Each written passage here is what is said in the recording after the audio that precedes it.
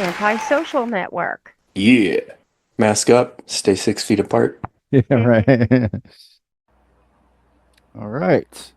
We are back with another episode of This one is episode 234.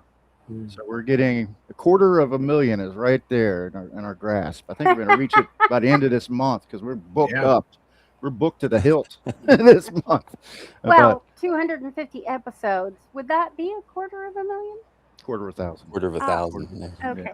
Yeah. Anyway, but we have a third timer here. I think John might be, if he's not the only third time guest, he's among the elite. Yeah, so we need probably the only primary guest 3 times. Yeah. Feel honored. Will Cooper. Yeah. Well, we need to get a jacket or something. There's actually 2. Yeah. Like the Masters. Club. Right. Okay. But blue is my favorite color. All right. Okay. I was wondering about that because you have the green for the Masters, and I think it's purple or something for SNL. So we'll go with the blue maybe. But that's a testament. You and I both have blue eyes. I don't know, Aaron. What color are your eyes? They are brown. Oh, okay. It's a testament to John's, his station and around here. He's a honored guest. It's John Wayne S. III has a new film, and we're going to talk about it today. So welcome, John. Thank you for having me. As always, I'm always humbled when people allow me on their platform. So thank you so much. We're just grateful you're willing to talk to us still. It's all a little Easter egg. Hey, I always have fun. It's always something. I love it. It's always fun. I love it.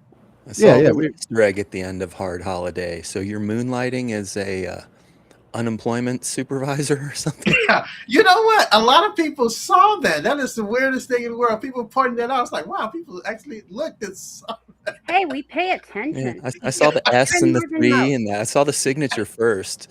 And then I rewound it and read, and it had your whole name there. Yeah, it's weird. I don't know. It's one of those little things. When I wrote the letter and gave it to the proper person, I didn't really think too much about it. So, yeah, it's pretty cool. I want to say, because I watched the credits, I had to manually click to watch the credits. I caught the extra scene.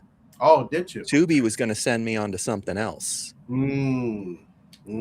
I don't know if you want to talk to Mr. Tubi about that, but Phil and Lisa, so I have to somebody else has said it to me, so we have to we watched the movie and then we had something else we had to do, so we did not watch the credits. Did not go back and to not had a chance to rewatch. Yeah. Although Philip did rewatch parts of the movie. Yeah, had to refresh my mind because unfortunately we had a number of delays in getting this one done. So we'd watched the movie quite a while ago. But yeah, Aaron, you told me about the cuts or the scene, the post film scene, but I never did go back and look at it. But we can go ahead and do that. It was a cool little Easter egg too. So it was a double Easter egg there. Right. Dun, dun, dun. Yeah, right. So let me go ahead. John has given us permission to play the trailer. Let me go ahead and play that to kind of set the tone, and then we'll come back and talk about Hard Holiday.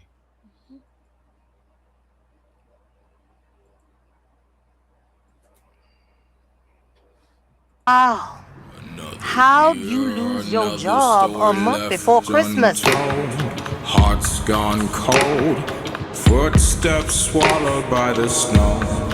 I knew I saw you coming home earlier. What was that all about? Troy's been all over me lately.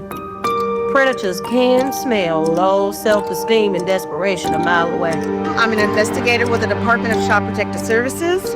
This is the officer that is here to place you under arrest for assault and suspicion of child abuse. Honestly, Dr. Mike, there's nothing wrong with me. That's what everyone who tests positive for cocaine says. How do you accept your part, whether good or bad, in LaDonne's life? You ought to be thankful that I even decided to keep you. Blinded by the light in your eyes. Oh my, my, my. Oh my, my, my. I heard you coming all the way up the stairs. Yeah, I used to be in a girl group with my ex-best friend Tasha. But drugs, jealousy, and bad choices led me here.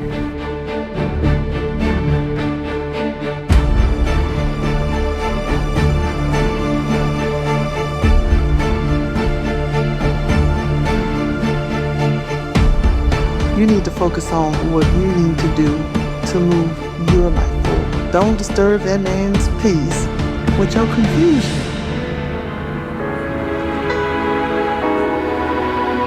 I don't wanna miss out on the holiday.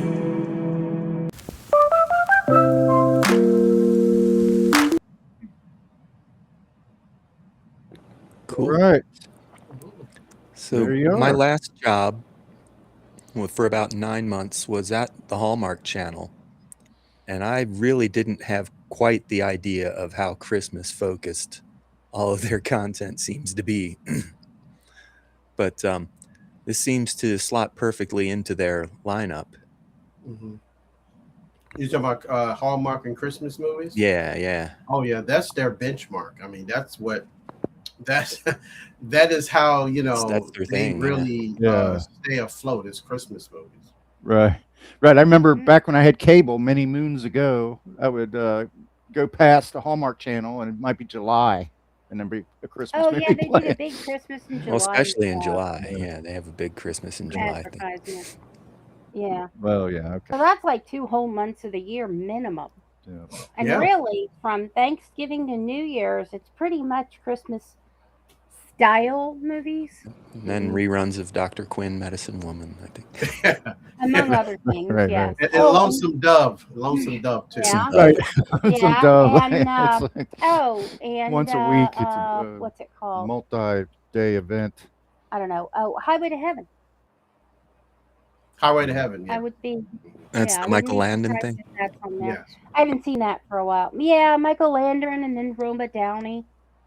Mhm. So we should give credit where it's due here, talking about Gloria Prince in the role of LaDonne Franklin. Is that correct pronunciation? Yes, that is correct. Hazel T, played by Regina Hearn. And there's the infamous Shorty, played by Andrew Chandler. Took on quite a bit of weight in that role as he was the big bad. So, and of course, we have the director here, and John. So why don't you tell us a little bit about Hard Holiday, John? Okay. Hard Holiday, I would say it's a non-traditional Christmas movie. It's, everybody has dreams and things that they want to do in their life, and sometimes they just don't work out.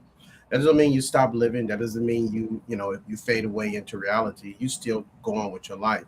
In this particular instance, LaDonne Franklin wanted to be a successful singer. She had those things, but she decides to get succumbed by drugs and alcohol and other things, and those dreams didn't come true. In spite of that, she had 2 young girls that she's raising now, and between work and just life, she's gotten busy. But a few months before Christmas, she loses her job, which has been her really distractions. She really hadn't been dealing with her addiction, but the job was a distraction. And so now that she doesn't have the job, she's being distracted again by the drugs and the alcohol. And so she goes through the process of trying to get herself clean, getting her life clean, and just kind of like having some reveals about yourself, that moments where you got to kind of like sit in your own self. And in that process, she realizes that she needs to be there for her daughters and for herself, and ultimately go back to singing in spite of not being a famous singer, but at least open that door to sing again. And also open her heart up to love, because that's always the hardest thing. People beat themselves up so much that they won't allow themselves to do certain things. And so it's really about having a hard holiday. And I think it resonates where we are now, because people are having hard holidays, the economy and so many different things that you shouldn't give up. You got to stay focused. And in her case, all the things that was kind of go along at the end, it kind of like all went her way because she stayed focused and always determined, as I say all the time. So I think that it resonates with people to really think about where they are in their life and not to give up and just to keep moving forward. Right on. Yeah. I kind of like the way her character evolves, because I think we all it goes through our mind what would happen if I came into work one day and I found out I was laid off. And she was obviously a strong character, and she lashed out. She was very upset, very indignant about it, didn't understand it. Which caused her And problems which is later, there were ramifications from that lashing out. Right. But yeah, she kind of evolved. Then she goes home. She realized, well, I got these 2 kids. I'm not going to get my unemployment on time. No, she didn't know that. Well, she eventually found that out. But, yeah. But anyway, that's the ramification. There's like a slow. It's a very good storytelling. The way that she built up this transition that she goes the through. Layers that brought to her downfall. Right. And it's like, people who aren't recovered alcoholics and or drug users, as a person who's never had that as an issue, I didn't get that she really did need the treatment that she got for overall for her whole life, and not just for the backslide that occurred. Because I thought, oh, she just did it once, she threw it away. Why does she need to be in a unit, so to speak? But I really do feel like that unit that provided the therapy and the intensive treatment that it did really, really was needed. The therapists kind of needed her for their own therapy too in the end. Yeah, that's true. Yeah.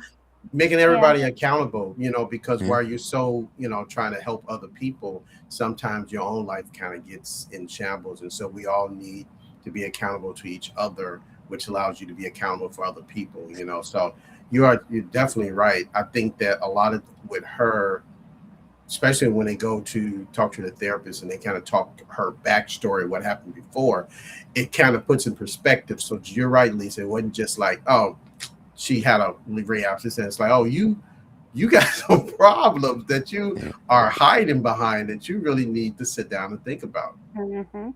Yeah. No, I know, like it's in the trailer where her mother says, "You should be grateful that I even had you." And I had that moment growing up. My mother confessed to me when I was a teenager that she had an appointment to have an abortion with me, and she chose not to do it. So instead, she ran away to California. Yeah. Then she got afraid in California and ended up coming home, and that's when she finally agreed to marry my father. At around the same time, my father confessed that he actually cut a hole in the condom. My God, yeah. Wow. Because he wanted my mother to marry him, and she wasn't going to do that. Confessional without time, a really good reason. Yeah. That was you know what? That means you have purpose. Yes, I was wanted. Yeah. But I was also an accident. Yeah. So I'm a wanted accident. My mom once said if she had it to do over again, she wouldn't have kids. So. Lovely. Kind of the same. Yeah, that's right up there with really, Mom. Thanks. That sounds like that must have been a really good Thanksgiving meal conversation. What sounds like. Probably no, it wasn't Thanksgiving. No, okay. We had family conversations at times other than holidays. No, her family is very, very candid with one another. It's kind of jolting Communicative, or jarring when I first started seeing Lisa, but it's the slow creep in the movie. It's like you could understand, at first when the alcohol was introduced, it was like, well, I can understand that. She's going to relax and have a drink or whatever. But it was symptomatic of a larger issue that built throughout the film. And you start learning things about her, about the fact that she had been a singer.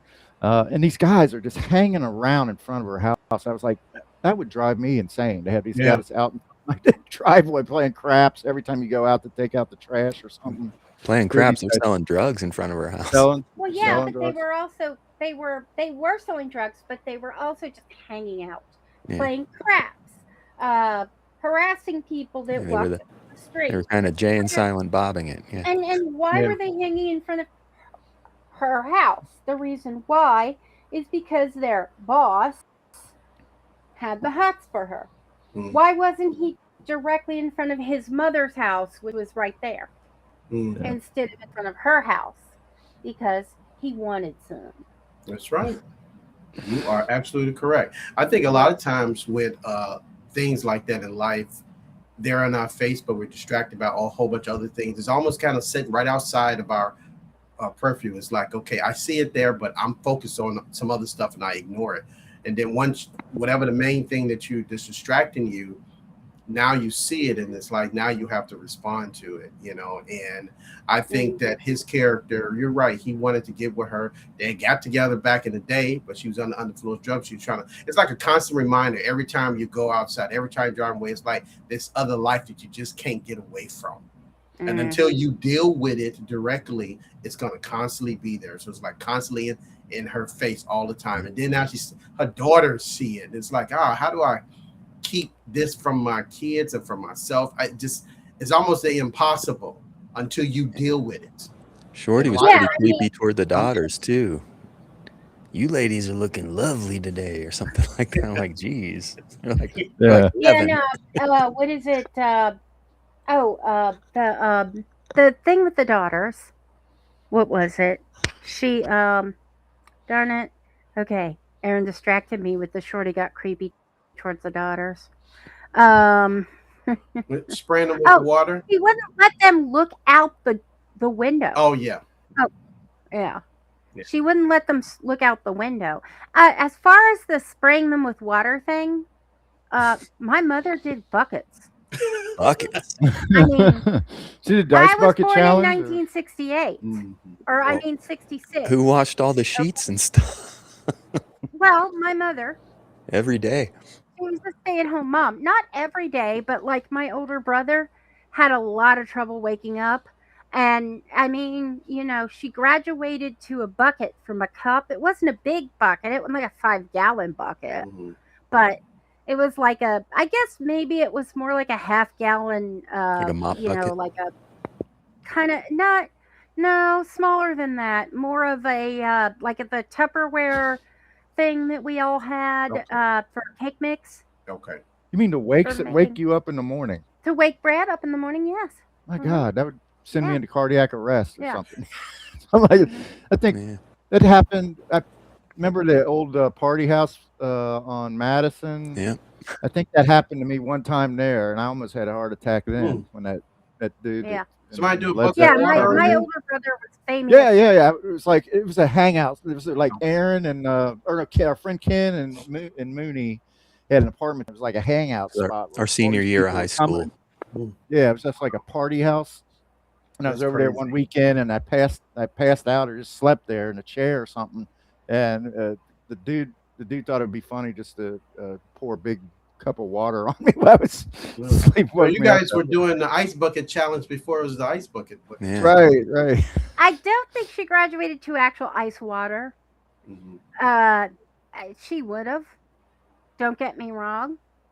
I mean, she got creative with her punishments, disciplines, assists, whatever you want to call them. At least she never got the waterboarding, you know. Yeah. At least we had that. But the character of Shorty, that was quite a. I mean, he did a good job, and that he really did. He was an antagonizer. I mean, to the audience.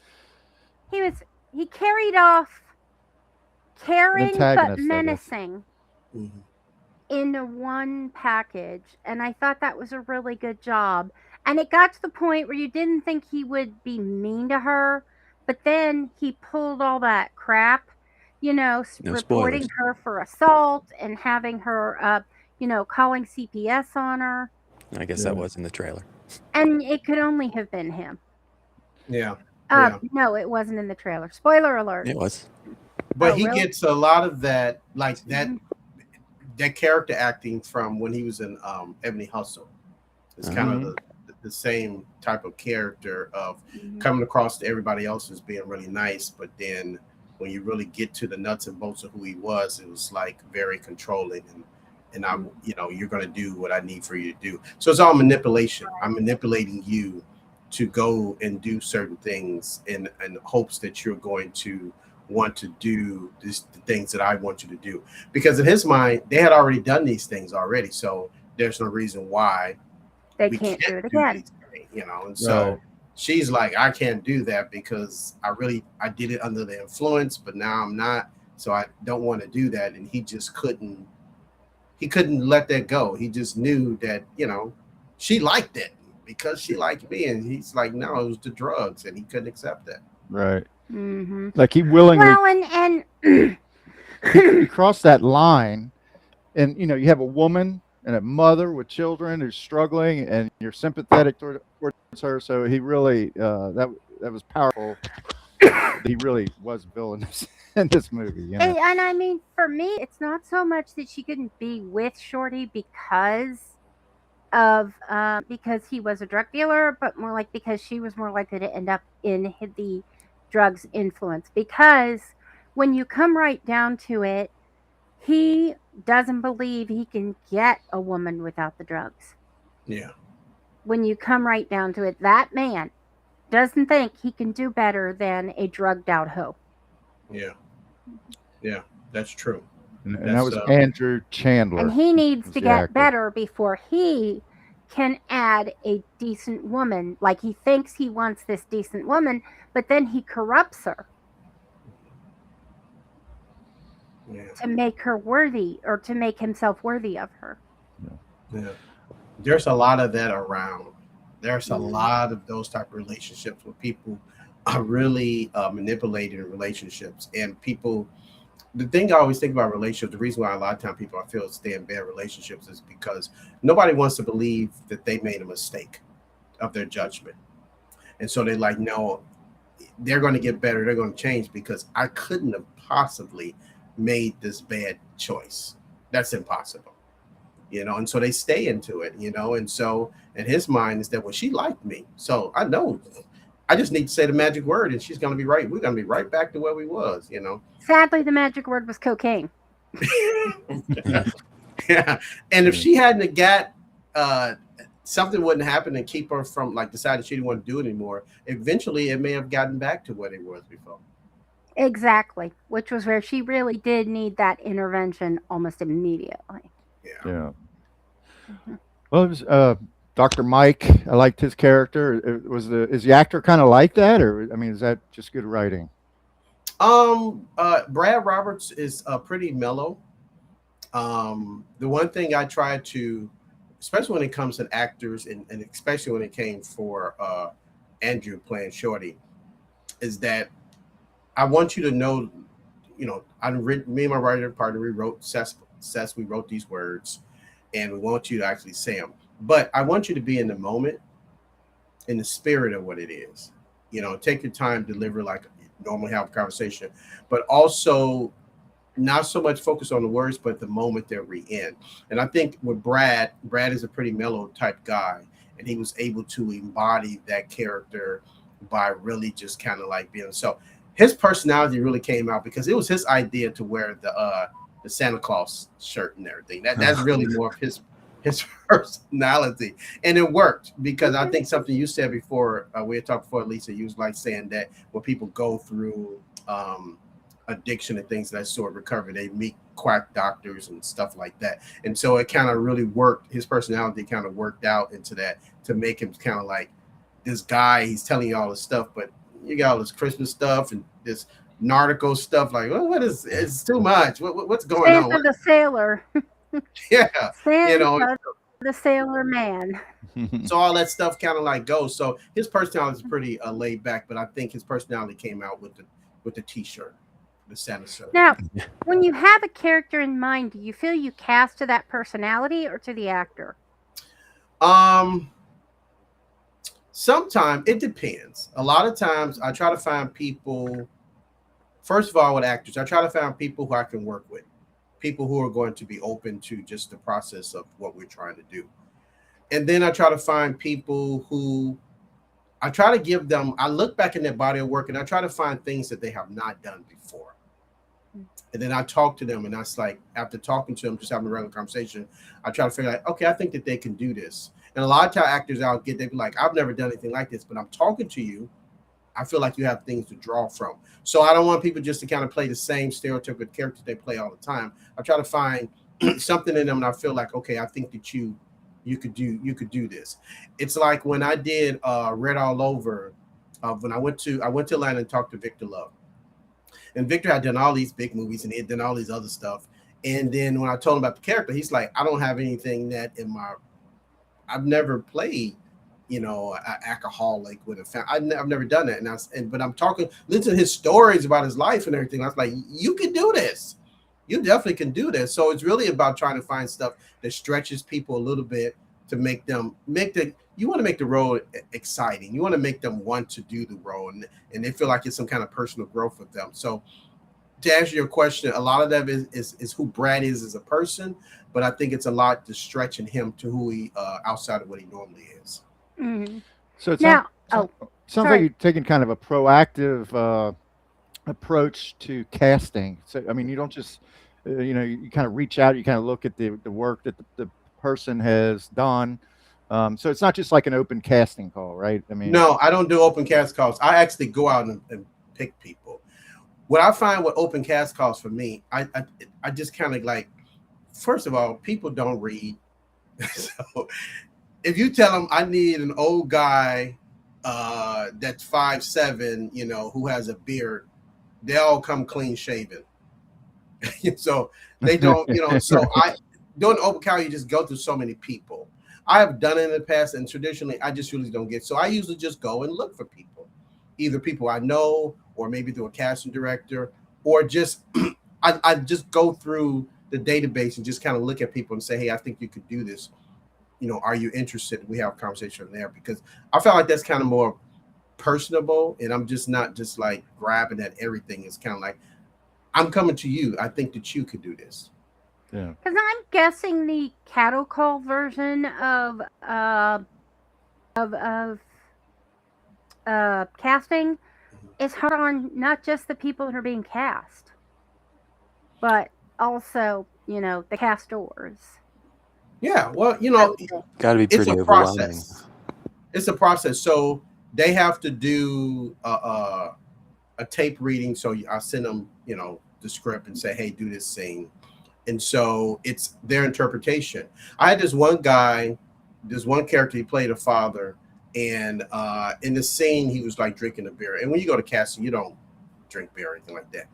And so we're in there, and I'm looking at him. He's like, okay, he looks okay. Out of nowhere, he takes out a beer and cracks it open and starts drinking it. Now, it gave authenticity to the role, because I wasn't expecting that. And at that moment when he did that, I believed he was the character, because he believed he was the character. It's not what I think you can do. Honestly, it's what they think they can And do. he read. You feel like you can do this, because I can believe you can do something all day long, and then we get there and it's like, oh, you can't do this. But if you believe you can do it, that goes way further than whatever I believe. Right. Yeah. Well, if you read the that's part, where- he knew that he's supposed to be drinking a beer. He didn't come Yeah, clean in the shaven script for a it does beer. that, but you don't bring a beer. No, you don't. To audition. But the fact that he did, and you know what? I can smell the alcohol. Mhm. And so and it that kind of, creates a memory of him as yes. And So I memory. believed at that moment, I was like, wow, he actually has a beer. We At all looking at that each other. point, did you think of that more as method acting, or this guy might have a problem? He I thought can't get through an interview with us. That's funny. I think it was more method acting. Honestly, I didn't think that he because honestly, afterwards I think about it, he's not a big drinker per se. So that was probably more method acting For the role, yeah. Cool. Yeah. But it worked. I said yes, and he got the role. So You did say something. I want them to say the words, but I want them to be in the character. So, are you open to, and I believe we've discussed this before, but I'm going to ask again just for the viewers of this particular episode. Are you open to ad libs, interjections. The character. What if the actor says, "Yeah, this is the character you want me to embody," and how open are you to changing your dialogue if they say to you, "I think he would say this instead." In other words, you go Christian Bale on somebody if they go out of the script. No, off so script. before that's funny, Christian Bale. Before we actually get to set and we're doing rehearsals, we go through the dialogue, and some things, just because I wrote it doesn't necessarily mean that it works good for you. And so we do all those changes beforehand. Like what, there are certain words that I can't say. Like I say "ka." I think that's more of a Midwestern Chicago thing, and I can't say it. So I say certain. So if I'm asking, they know what they can say that works better for them. So I try to work toward those things. Now, when we're shooting, my rule is this: if you say blue this time, say blue all the time, because two things will happen. Certain actors don't necessarily, they stick to the script, whatever the script is saying. And if you don't say certain words, then it throws them off. They don't know what to say. And also too, with the editor, we're doing this take like 2, 3, 4 times. And so if you say continuity in editing, you said, yeah. And so you need continuity, because if not, the editor can like, I don't know what, because they keep saying different stuff and it makes it hard. So the actor gets confused. So if we decide in rehearsal you want to change something, that's fine. If at the moment you say something slightly different, keep saying that so the actor knows where they need to come in. If not, it just kind of like, we just kind of saying stuff. So I'm not the person that we just going to do the whole ad-lib thing because, I don't know what you're doing, because there are certain things that there are certain moments and points in the script or certain things you need to say for other stuff. Yeah. May it be product placement, may it be something later on in the story that the person needs to say. Like, for example, in Hard Holiday, when she was getting fired, the guy needed to say that the unemployment information is inside the envelope. He had to say that. Because later on, if she like, oh, I'm doing unemployment, it would make no sense. So when she sat down, she said, oh yeah, the unemployment stuff is in the envelope. She goes to the envelope to get the number. He had to say that. And if he didn't say that, later on, it wouldn't have made any sense to what she was doing. So things like that. And so while we shooting, I'm like, okay, look, you can say that, but make sure you say this so it can make sense later. How long do you typically rehearse? You said, what'd you say? How long, how long do you typically rehearse? So it depends. So when I first talk to an actor, I sit down with them to figure out what I'm getting myself in. Okay, what kind of rehearsal? Do I need to send them to somebody, or can they, work on themselves? Once I make that determination, that determines how much we need to rehearse. Some people are better in front of the camera, and some people actually need more rehearsing. So it just really depends. I try to rehearse, depending on how many characters. I really try not to have too many characters. We do a lot of Zoom stuff, not a whole bunch of stuff in person, but a lot of Zoom interviews. But if I feel like the person needs a little bit more help and they're not as seasoned, then I do send them to a dialogue coach so they can kind of work with them, and try to be comfortable and everything, with that, because a lot of times I'm just not directing. I'm writing it, directing, and I'm producing. So sometimes my time is just not. I don't have time to kind of hold hand a little bit. I want to be there for the actor, but I honestly just don't have the time to do that. And so I'll send them to a dialogue coach, or I also encourage them to with themselves. I mean, you're going to be in a scene with the person. You need to talk with them with yourself. But yeah, watch Boston Legal. Oh, Boston, yeah. Yeah. And start talking about the person that speaks the most Boston. Yeah.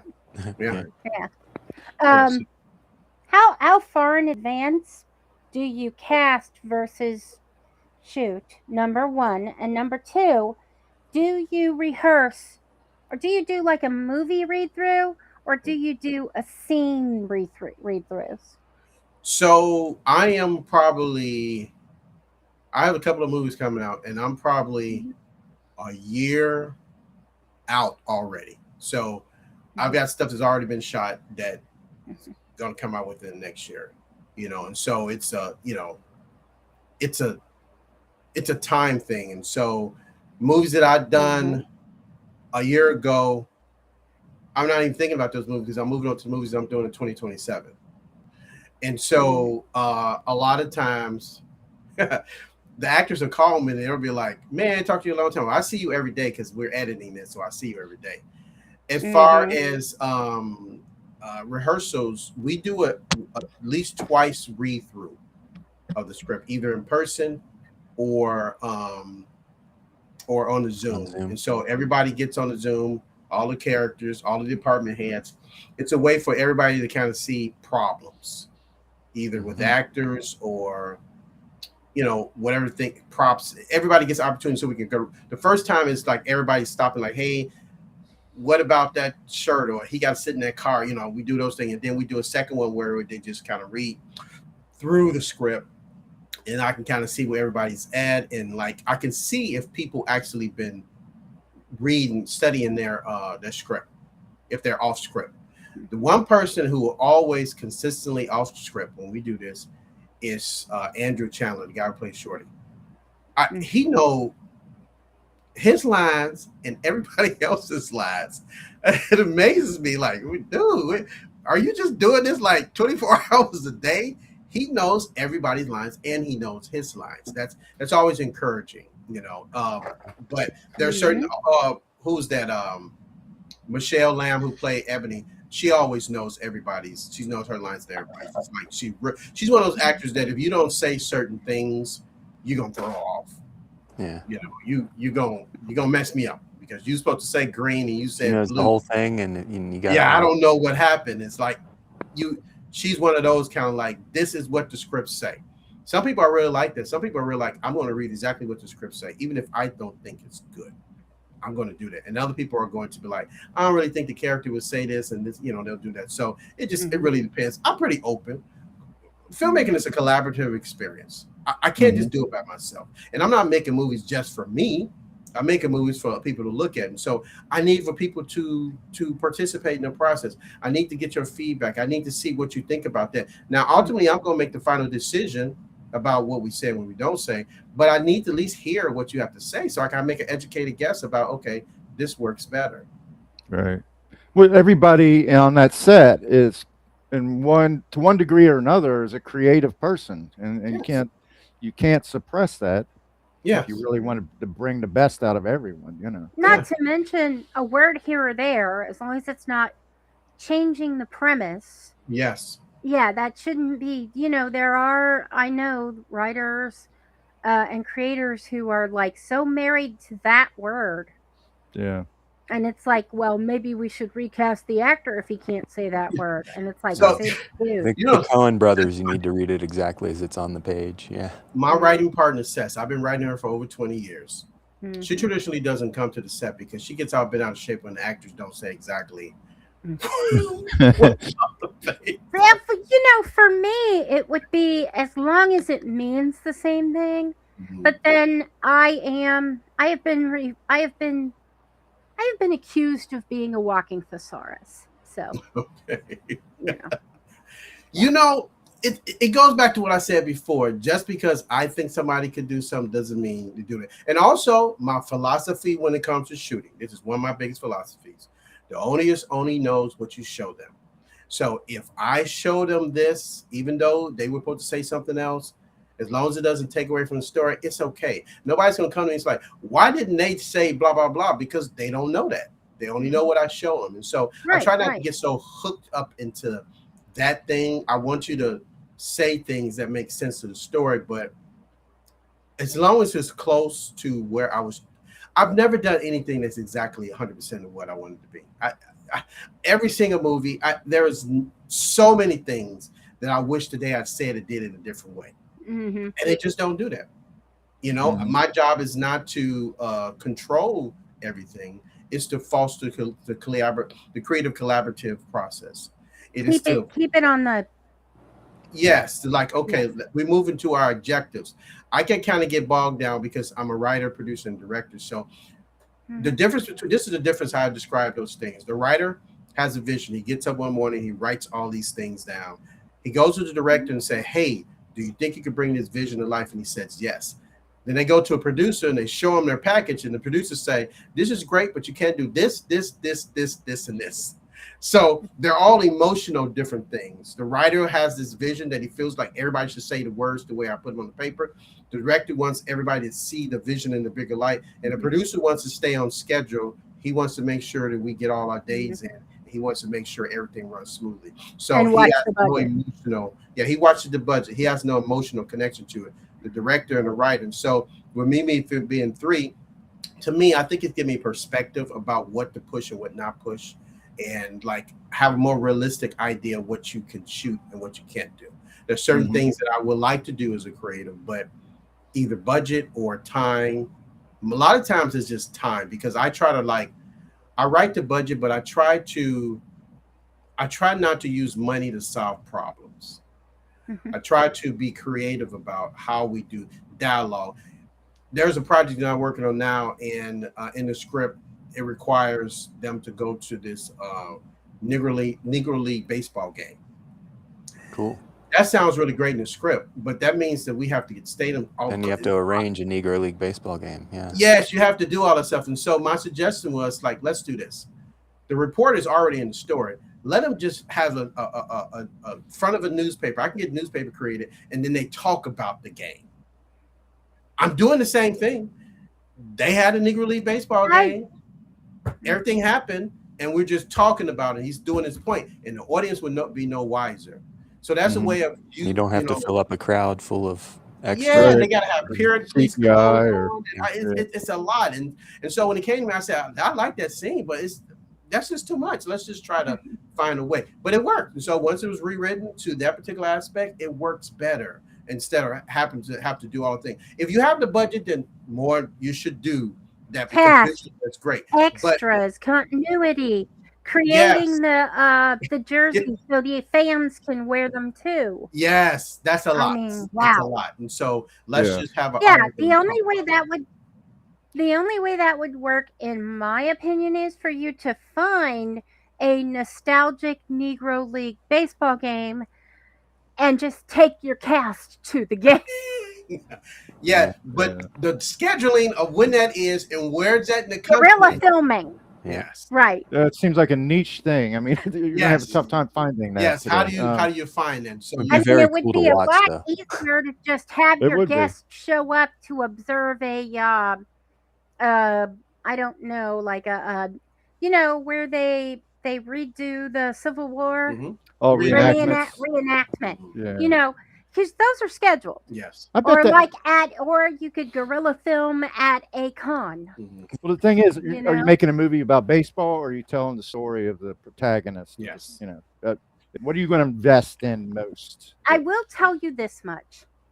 Worked at a hospital from 97 to 2020. I was in hospital. And I have visited since then. And I will tell you this much. Just so you know, if you are ever guerrilla filming at a hospital, there are entire hallways, including hallways with patient room doors, where there is absolutely no one for 30 minutes to an hour at a time. Just nobody. So you can do some guerrilla. You're encouraging guerrilla filming in the hospital? I do. I love guerrilla filming. I love the idea of it. Well, remember that the guy we had on that did he restored the film from like 1937 Seattle or something. He did all of that. That was a lot of guerrilla filming. That film. I can't. Ed, I think his name was. Yeah.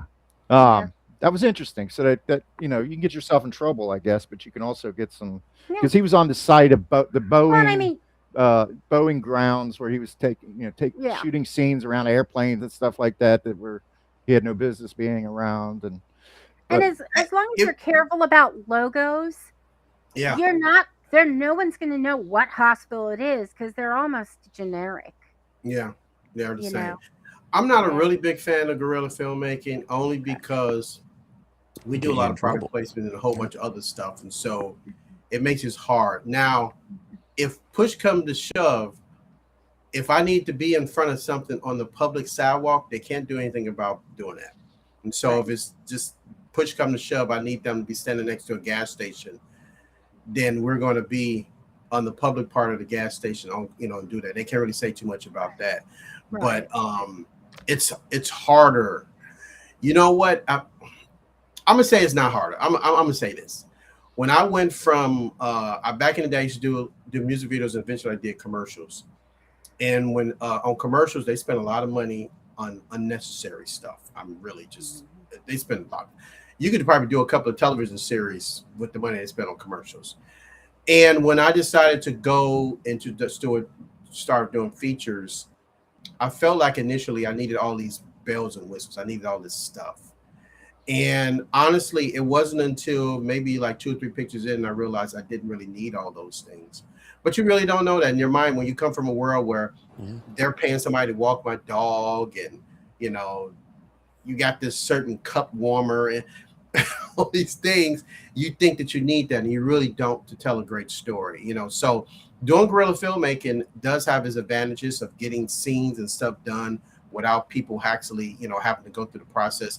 And a lot of times people don't really care, as long as you don't cause disruptions. Like you said, in the hospital, you could probably shoot some really great stuff in there. The actors got to be really on it and be like, look, go in there, stand right there, say what you got to say and leave until somebody say, and whenever you someplace where you look like you're supposed to belong, people don't ask questions. As long as you got a clipboard. Don't you have a clipboard? Yeah. If you look like you belong. Seriously. You could walk into a freaking OR. Put on a lab coat or with scrubs a and a clipboard. Yeah, a lab coat, a badge turned backwards, and a clipboard, or a tray. This is going out publicly,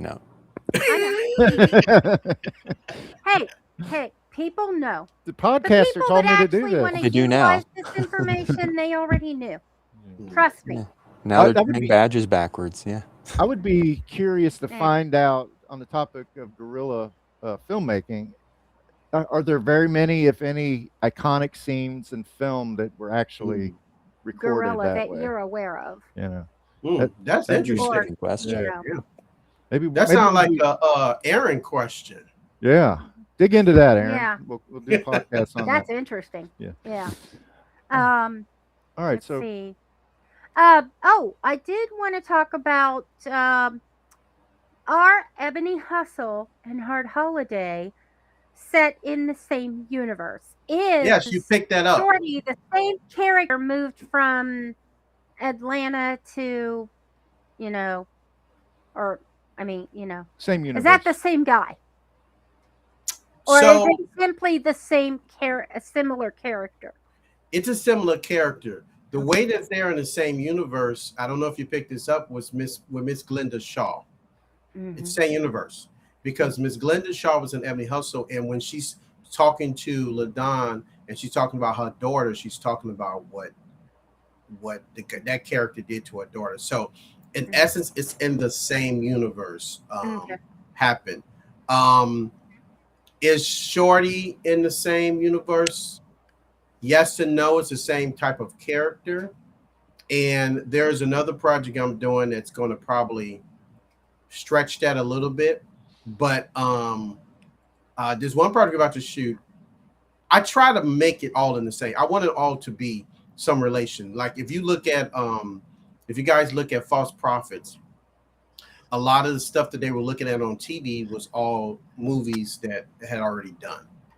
And so when she's looking at the TV or on her computer screen, there's an ad for Red All Over or Ebony Hustle. It's all kind of in the same universe. And so the characters all kind of cross over with each other. Yeah. That's done intentionally. That's done on purpose. Just so, one, I'm always interested when people ask that question and then they pick up on those things. And also, two, it makes sure I give the actors that I'm working with, give them roles in the stories that I'm doing that kind of connects with them. Sometimes it won't be always that way, but for the most part, yes. The girls' names. Were they specific to something or just names? You mean the twins? Yeah, the twins. For me, no. But for Cecily has this very distinct naming universe, and I would have bet that there is some reason why they're called those two names. You have to like Cecily is one of those. She's not real big on doing interviews and everything, but she's one of those writers to where every single thing has a reason, like colors and how somebody combs their hair. It's like she's very good with dialogue. She is like probably the best dialogue writer that I've worked with, and she's very insightful with things like that, Yeah. to where I may be like, okay, because the names don't really make a big difference to me. Matter of fact, there's a project I'm working on now, so the names all mean something, but in the past they really didn't. She had reasons why, and then she would get mad when people wouldn't pronounce the names right, because like the reason why is because this, I didn't even know that that's the reason why she did that, but to her, That's my love aunt. That's my aunt I love. So you have to name her, and you got to pronounce it a certain way. This how it's pronounced, and it's like, okay. Yeah. But to her, they all have meaning. They definitely There's have emotion to it. All right, so I found some famous examples of guerrilla films. You have? Yeah. Clerks, Okay. Blair Witch Project, Okay. Pie, Napoleon Dynamite, El Mariachi, and Spielberg's first movie, Duel. Okay. D-U-E-L. Well, that's a start. I think that's a good topic. So we didn't leave ourselves a lot of time if we're going to do the Elite Eight, because we're having a really good conversation. What's your take, Aaron? Should we do the Elite Eight? What's the subject? What about you, John? The subject is not quite Christmas movies. Yes. Oh yeah. So let's hit it hard here. I'm going to refrain so we don't have any ties. I'm going to let you guys vote. All right. Okay. And I'll be the game show host here. So we have Batman Returns versus Gremlins. Gremlins. Yeah. Gremlins. Okay. I had no idea Batman Returns is any way related to Christmas. Well, it's not. It's set during. It was during Christmas time. Yeah. It's kind of an incidental backdrop. Okay. Yeah. Edward. Is that the second Tim Burton Batman? I think so. Okay. Or is it a later Batman that? No, it's earlier. Yeah. That's. So we got Edward Scissorhand, which I didn't realize until I researched this, that it was a Christmas time movie, versus Krampus. I will go with Edward Scissorhand. Krampus is kind of like obvious. Yeah. I too felt that was a little too Christmas when we were putting together the list, but I allowed it because it's really about morality more than about Christmas. Well, it was interesting because it was like a reverse Christmas story. Yeah. But yeah, very much steeped in Christmas lore, I guess. And also, it replaced Eyes Wide Shut, which I vetoed. That was Christmas? Really? That's interesting. It was set during the Christmas season, yes. Oh, okay. I think they even had like a Santa theme party, but I'm not 100%. I only saw bits of it once, and I was like, yeah, I'm good. And I'm not a big fan of the star of that film. Well, we had to be careful. Yes. The heck, this mouse just flakes out once in a while. Mm-hmm. And Sorry, our at mouse a very inopportune time here. Okay, so the next one is the big obvious one: Die Hard versus Lethal Weapon. Die Hard. Okay. Die Hard. Yeah. I guess Lethal Weapon is a Christmas movie, huh? Yeah. Die Hard. Okay. So Die Hard moves on. Is that what you said, Lisa? Or Yes, absolutely. So Okay. another sweep. All Yeah, right. I pretty much, the round one is going to be pretty sweepy. The final matchup of the first round is Trading Places versus Iron Man 3. I do love Trading Places. I would say Trading Places. Iron Man 3, I didn't get that one per He se. does but give her a Christmas gift during that Yeah. film. Yeah. So it's set at Christmas, and I think there are Christmas decorations. It's I think just it a big film. Ever so subtle reference to the fact that Right. it's that time of the year, I guess. I like the smaller. That's the one with all the Bigger suits. films, if There's you like were. there's like 50 Iron Man suits coming Yeah. to the rescue. Yeah. I Yeah. didn't like that one so much. All right, so here we go. The final four: Gremlins versus Edward Scissorhand. And I think that's a really good matchup. That is a Oh good my match. goodness. I'm gonna have to go with Gremlins. That's a childhood thing, so I'm gonna go with Gremlins. Yeah. Yeah, I'm gonna go Scissorhands just because I rewatched Gremlins fairly recently and it didn't hold up as well as when I was younger. They never do. They never do. Sometimes I don't rewatch movies because I'm afraid they won't hold up. So when you said that was your vote for Gremlins? I'm kind of I'm gonna go Gremlins. Okay. Yeah. So Gremlins I moves gotta on. because I haven't rewatched it. And I have seen Edward Scissorhands at least twice, and while it does have Christmas themes and it's very sweet, the ending is so bittersweet. All right, so we got Die Hard versus Trading Places. It's another good matchup. That is. Well, as the non-Christmas movie is Die Hard. That is as much as Bruce Willis keeps telling people it's not a Christmas movie. Yeah. I have to go with Die Hard. Yeah. A lot of bets, and I'm gonna go Trading Places and leave Lisa with the tiebreaker. Okay. I feel like I think Die Hard is like the most famously not a Christmas movie that there is.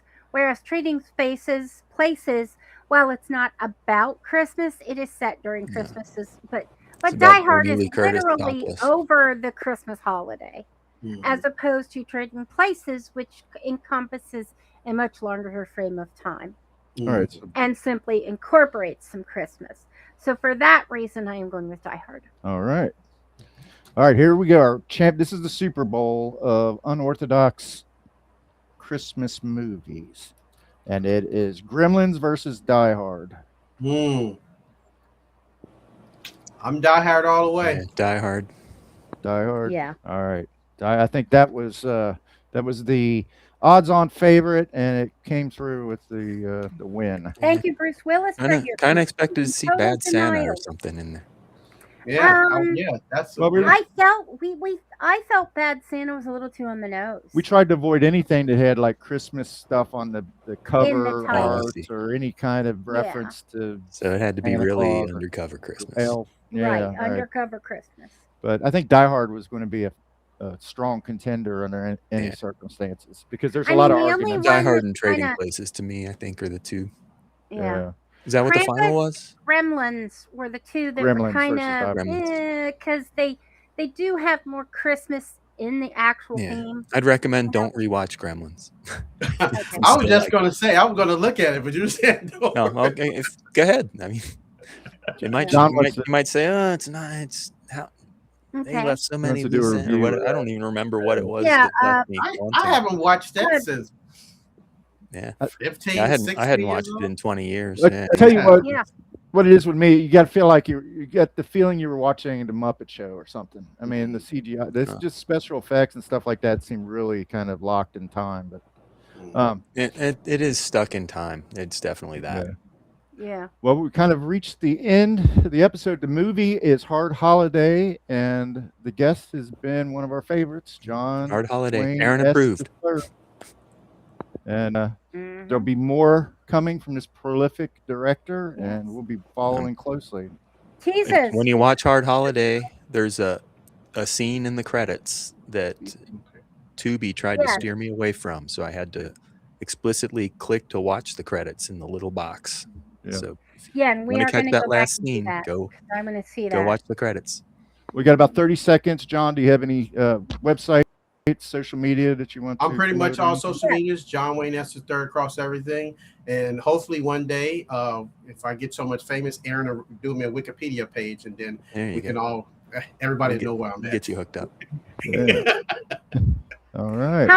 How much truth do you want in it? All truth. I will say this much: if you want non-truths, don't have Aaron do it. Okay. All right. You guys have a great rest of your Sunday. See you guys. All right. Stay focused.